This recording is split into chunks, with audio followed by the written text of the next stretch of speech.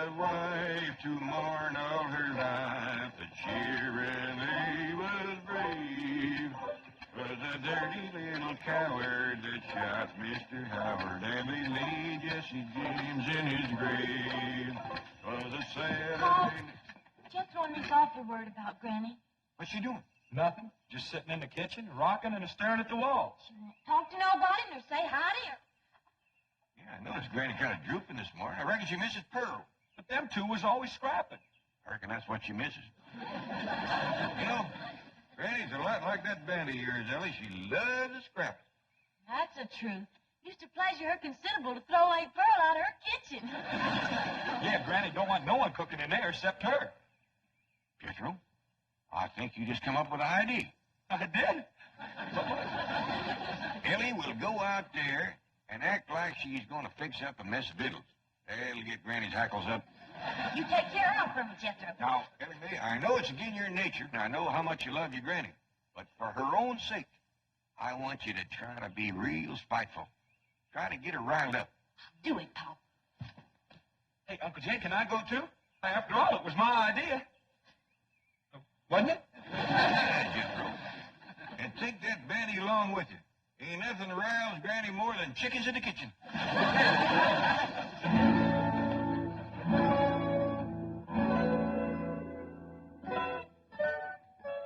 Wait, I'm going to cook up a mess of victuals. That's what I'm going to do.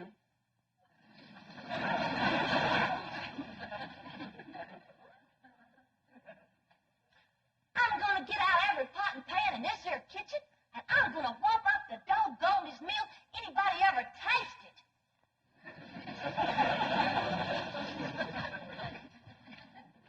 Hi, Allie. What you fixing on doing?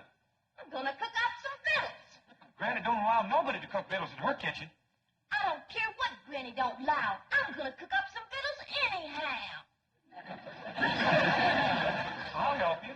Here now, what are you youngins up to? But we's gonna cook us some victuals. You know Granny don't allow that in her kitchen. We don't care what Granny don't allow. We's gonna cook us some victuals anyhow. Jethro, is that a chicken you're holding? Yes, sir. Well, you better get shed of it right away. Oh, I mean outside. Ain't nothing around Granny more than chickens in her kitchen.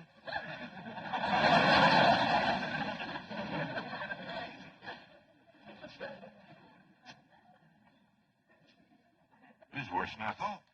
Don't nothing rile her up. We gotta try harder. Ellie Mae, what you figuring on cooking? Grits. Grits? Why, your Granny just cooked a mess of grits last night. I know, Paul, but them was the worst mess of grits anybody ever cooked. Well, heck, I ate 4 great big heapfuls. Ellie Mae Clampett, what a spiteful, riling thing to say about your Granny's cooking. Child is right, kid. I can't do nothing no more. I ain't worth the powder to blow me up. Granny, I didn't mean it. Paul made me say it. Them was the best grits ever. They sure was, Granny. Like I was gonna tell you. I ate 4 great big bowls. But Uncle Jed, he wouldn't let me tell you. And he made me throw that chicken on you, too. I don't blame Jed for wanting to get rid of me. I'm just a useless old woman. I ain't good for nothing or nobody. My time has come. Hold on there. No, Jed. Just do me one favor. Send me back home. I don't want to die in this foreign country.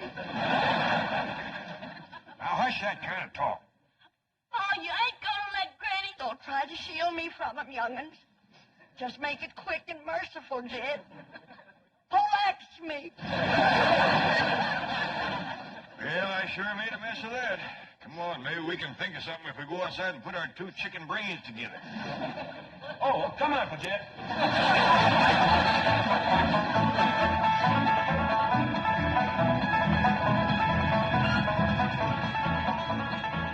You wait here, I'll go and see Mr. Drysdale. Ask Miss Jane to come to supper, too. Mr. Drysdale, look who's here. I don't want to be no bother. Well, it's always a pleasure to see you, Mr. Clampett. Sit down. Thank you. Well, now, what can I do for you? Well, I got a problem. Your problems are my problems. What's troubling my favorite depositor? Well, who? You, Mr. Clancy. You. Oh, well, you see, it's Granny. That poor little old woman is feeling lower than a fat frog in a dry well. Well, now, we must do something to cheer her up. Indeed, we must. You see, back home, we just have a bunch of neighbors in and have us a do. Ain't nothing pleasures Granny more than doing for folks. Doing? Yeah, you know, womping up a big feed, tapping a keg of her cider, seeing everybody has plenty to eat and drink and has a good time. Can't Granny do that here? Well, you folks is about the only ones we know. We'll be happy to come. Just say when. I reckon the sooner the better. How about tonight? I'll be right in Everly. Miss Drysdale in town? Yes, she is, and she'll be delighted to come. Delighted. I would rather face the firing squad. Honey, please. I cannot picture myself with my fine old Boston background sitting down to dine with those prehistoric hillbillies. Milburn, I have told you repeatedly I will not mingle socially with the Clampetts. And I have told you repeatedly that their money is the pillar of this bank. Money isn't everything. Only if you have plenty, which you will not unless you go to Granny's dinner because I will cut off your allowance. Try me. Brute, associating with Jed Clampett has made you the same kind of a man that he is. Oh, no, Margaret. If I were the kind of man Jed Clampett is, I wouldn't waste time talking. Oh, no. I would put you across my knee and paddle your fine old Boston background. Chief, Mrs. Drysdale, this is indeed a red letter day. Guess who has just landed on the roof? Well, it's a little early for Santa Claus. No, indeed. It's our distinguished chairman of the board, Mr. Martin Van Ransehall. What? Well, I thought he was on a world cruise. No, he's anchored his yacht off Balboa and helicoptered in to see you. Mr. Van Ransehall. Marty Milburn. Call me Marty. You know Mrs. Drysdale. Oh, yes, of course. Congratulations. Congratulations for what? Well, I think you should be the first to know I'm elevating your husband to the board of directors. Board of directors? Nice, Simon. Yes, well, he deserves it. Any man that can lend a Clampett account is my kind of banker. And I want the two of you to celebrate with me having dinner on my yacht. Oh, thank you. We'd be delighted. I have a new French chef that's a genius. Every meal is an adventure.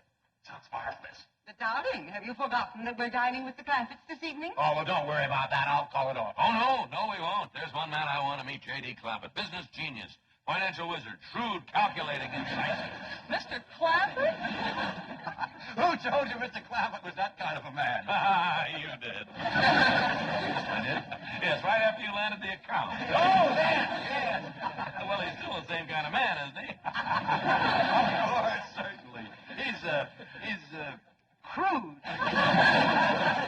What was that? Shrewd. Thank you, Margaret. That's just the word I was looking for. Come on, dear. I'm sure you want to rush out and buy yourself a new wardrobe to celebrate your husband's promotion. I'm doubling your allowance. Now you see what trouble mingling with the lower classes can bring. What do you intend to do? Just what any decent, sensible man would do whose mind is made of trouble. I'm going to lie my way out.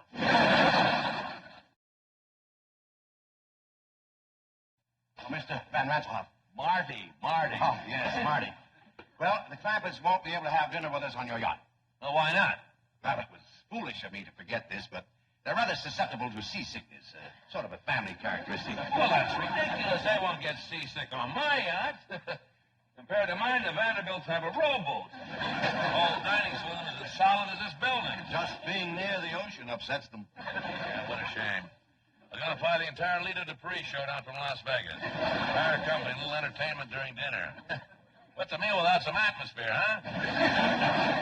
Just one of those things. I'll tell you what you do. Jane, charter me a jet, so you will fly everywhere to Hawaii, have a little luau, and the mama. The hula, you do the hula? It'll be a ball. I'm sorry, they're also subject to air sickness. You just can't have an ordinary dinner for a sophisticated man of the world like J.D. Clampett. Sophisticated man of the world? That's what Milburn says. Bon vivant, international financier. Those were your exact words. They were? Oh, they were, yeah. I haven't done this in years. Jane, charter a train, see, and I'll get the galley crew and the chef, and we'll have an order for the club car. Dinner on the train and dessert to San Francisco. Should be $1 million less. Last time I did this was between Paris and San Moritz. Had everybody dressed in Swiss yodel. St. Bernard dogs running with kegs of brandy under their... I tell you, the Duke and Duchess, it really was embarrassing. What's the matter? They get train sick, too. How do these people travel in space capsules? Just don't stand there. Come up with an idea. I'm racking my brain, believe me.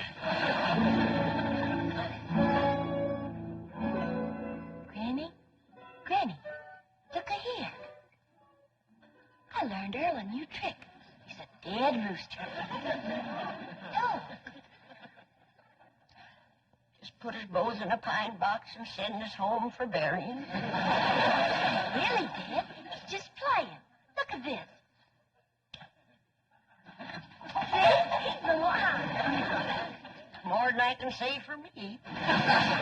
Enemy, you best stop playing with that chicken. You got lots to do. What, Paul? Oh, cooking for company, that's what. We're having a big doing. Well, who's all coming? Well, Miss Hathaway, Mr. Drysdale, Miss Drysdale, I don't know who all. Well, what'll I cook? Fanciest spread ever. Jethro's out right now getting some fresh victuals. I reckon you start heating the water for the owl soup, and I'll go down to the cellar and fetch up some salted possum. Everybody, we's having a do, I'm gonna do the doing. Now, you get this chicken out of here. Nothing rouse me like chickens in my kitchen. And the rest of you scat, too. Ellie Mae, you set the table in the fancy eating room. Jed, you go cut me some fresh greens.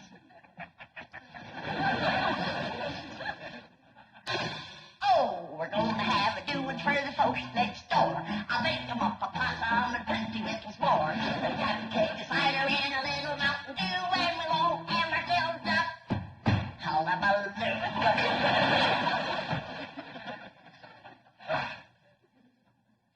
Look, there's a place out here called the Coliseum, isn't there? Yes, it's a stadium. Oh, good. We'll hire it for the night. That way we'll have a Roman bacchanal, see? All the guests will wear togas. They'll have laurel wreaths in their hair. Marty, yes. I don't think you can get the Coliseum on such short Well, I notice. tell you, we'll get Grauman's Chinese. That's a big professional theater, you understand? Have all the guests dressed in kimonos, and we'll have dinner out in the forecourt. Oh, and by the way, Jane, get me some fresh cement. I'll bet you Jed Clampett never put his footprints in wet cement while eating fried shrimp. Tell you the truth. Oh, I know what you're going to say. That's the trouble with fellas like Clampett and me. We've been everywhere. We've done everything. There's just no new thrill. Yeah, that's probably why the Clampetts are such a secluded family. They never go out. Hey, by the way, you're going there for dinner tonight, aren't you? Well, yes. Jane, call them and ask if I could impose on their hospitality. I just got to meet the No. Clampett. Well, why not? Well, they don't like to talk on the telephone. Now, I'll go up there in person and speak to them on your behalf. Oh, good boy. Look, just in case, I better get a date for tonight. Get me Liz Taylor on the telephone.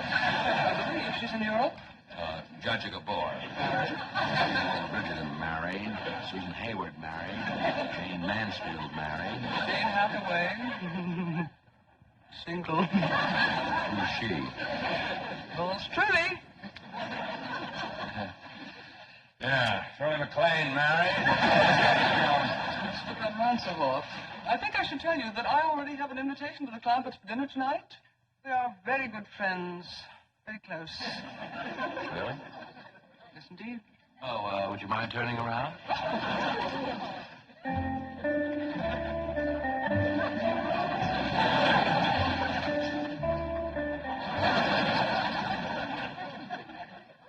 Debbie Reynolds is married. Van Ransdorf, I think you should also know that the Clampetts do not, as they say, cotton to strangers. Miss Hathaway, let me say that you have a date for this evening. Jolly good. But, a word of caution. The fact that I have appeared eager might lead you to believe that I am a girl with whom you could take liberties. Nothing could be further from the truth. I permit no familiarity on the first date. Bless you, my girl. I can't tell you how sorry I am, Mr. Clampett, but you see, Mr. Van Ranselhoff is my boss. Well, bring him along. Granny's got plenty of possum, grits, and owl soup. Well, I'd love to bring him, but he has dinner planned on his yacht, and I have to do what he wants. I'm terribly sorry. Well, so am I. Poor Granny is going to be like a mule kick to her. Well, tell her we'll come tomorrow night or tomorrow morning for breakfast if she likes, but tonight I have to be with Mr. Van Ranselhoff.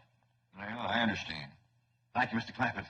Thank you very much.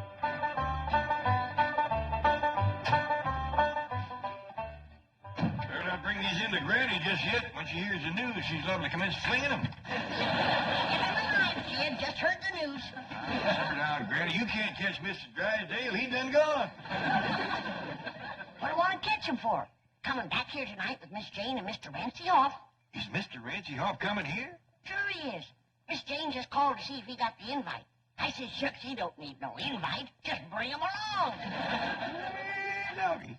If Mr. Rancy Hoff is coming, then they's all coming, because he's the boss. Oh, we're going to have a do party folks next door. Jane and Mr. Ranselhoff in that big floor. We'll take a cider and a little Mountain Dew, and we'll all have ourselves a hullabaloo.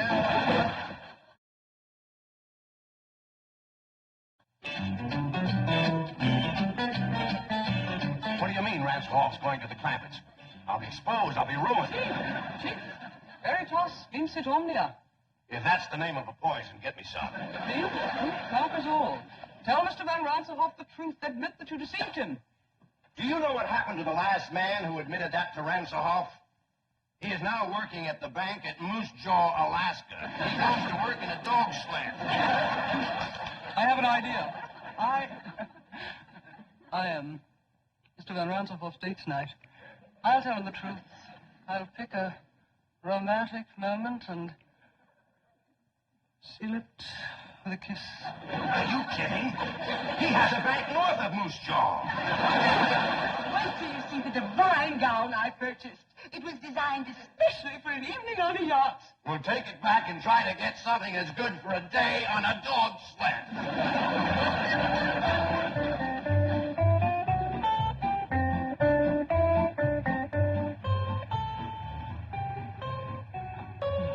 Say, what a place, huh? A veritable palace. I hope this isn't one of those dull, stuffy, formal parties, you know. Last week I went to one in Buckingham Palace with the liveried servants and the protocol. And I'll laugh all day. Not very much of it will be formal. On the contrary, Oh, don't tell me. I love surprises. Elsa Maxwell gave me a surprise party last month at the Waldorf Astoria.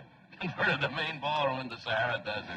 Sand dunes and camels, real camels. Everybody came as chic. She came as a belly dancer, and I'm Lawrence of Arabia.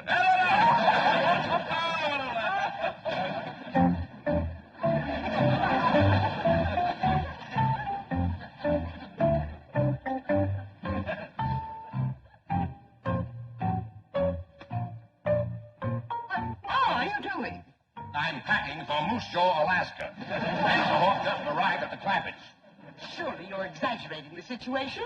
Margaret, one look at those hillbillies and I'm an Eskimo. Lady Clampett, may I present Mr. Martin von Ranselhoff? How do you do? Well, they just call me Jed, and this here's Granny. Pleasure to How know. do you do? Ah, this is fabulous. No, this is Ellie. Your daughter, Ellie. Connie there. Say, I got a rooster that plays dead. You want to see him?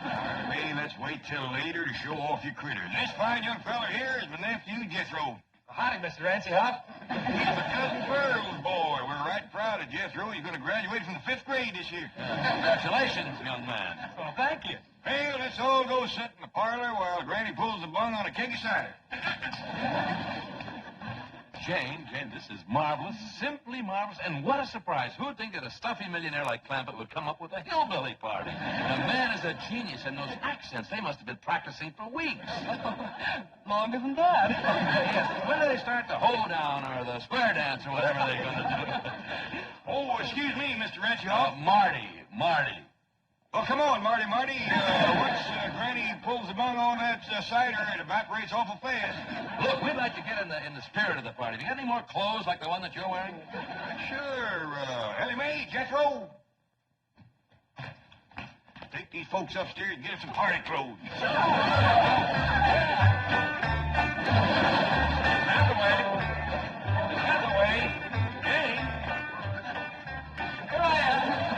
You look like something out of Tobacco Road. Well, you're not exactly Adolphe Monjou yourself. You know, I can't get over an important millionaire like Clampett going to all this trouble to surprise me with a hillbilly party. He's a wonderful man. He's the greatest. He's a millionaire's millionaire. I'll always be grateful to Drysdale. By the way, why aren't the Drysdales here? Well, that's rather a long story, Mr. Van Ranselhoff. Call me Marty the way Clampett does. That kills me. Marty. Mr. Drysdale thinks you're going to transfer him to your bank in Moose Jaw, Alaska. Moose Jaw, Alaska?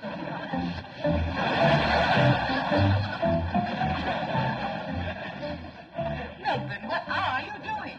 I'm trying to figure out if I can convert these into snowshoes. I've had enough of this ridiculous nonsense. Are we going to dinner or not? No, that depends. Mr. Van Ranselhoff spoke so highly of his French chef. I'm simply dying for a Chateaubriand. How would you feel about a nice big dish of flaming blubber? I hear square dance music. What does that mean? It probably means that Ranselhoff has left. He's on his way over here, and we're on our way to Moose Jaw.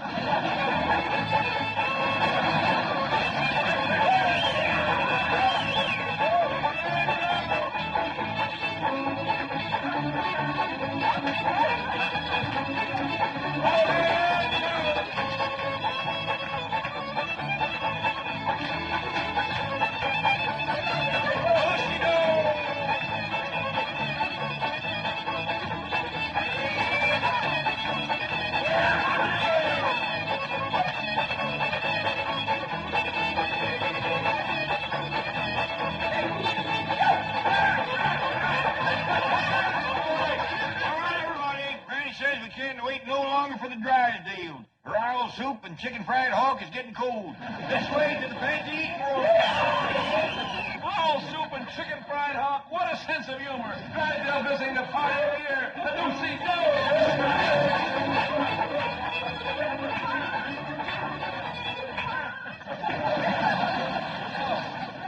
Dinner in the billiard room. This is priceless. Now, before we all sit down, there's a couple things I better explain to you, Marty. Now,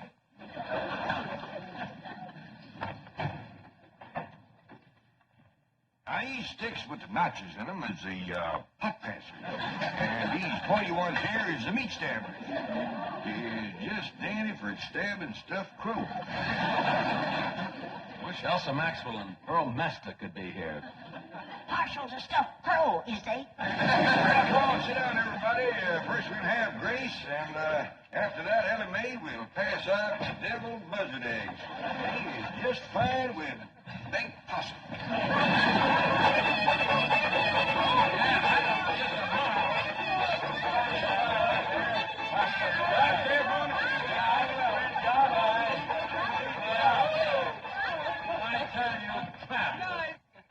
Is that fabulous? I tell you, I've been to parties all over the world, but this is the cleverest, the most original, and what food?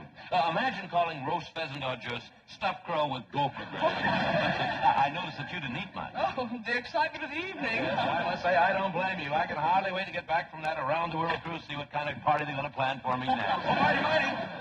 Granny said you seemed so fond of her deviled buzzard eggs, she wanted you to have these to take home with you. Oh, well, thank her for me. You bet I will. Good night. Good night. Is that beautiful? Still in character.